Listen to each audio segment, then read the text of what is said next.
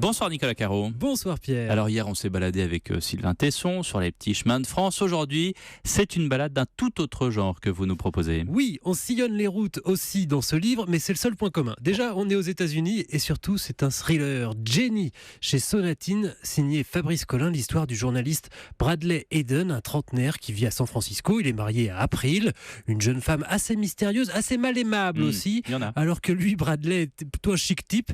C'est pas le mariage du siècle. Il y a un peu d'eau dans le gaz, mais enfin, bon, il tente de maintenir cette union à flot.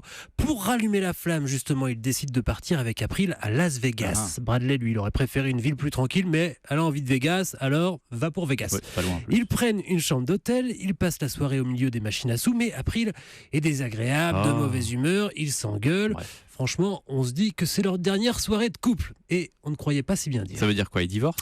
Pas vraiment. Au milieu de la soirée, April se plaint d'un mal de tête. Elle monte dans la chambre se chercher une aspirine et quand Bradley, inquiet de ne pas la voir revenir, remonte, il n'y a plus personne.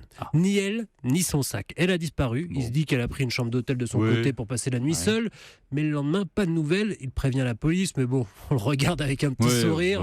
Genre, pas de sac, elle est partie, vous êtes engueulés. Bon, voilà.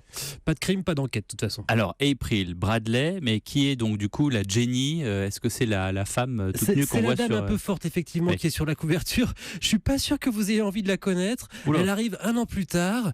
Il la croise par hasard, Bradley, par hasard, croit-il, via un site de rencontre et elle lui montre, aux surprises, une vidéo de sa femme, April, en vie. Oula. Mais s'il veut la retrouver vivante, il va devoir faire tout ce que Jenny lui demandera.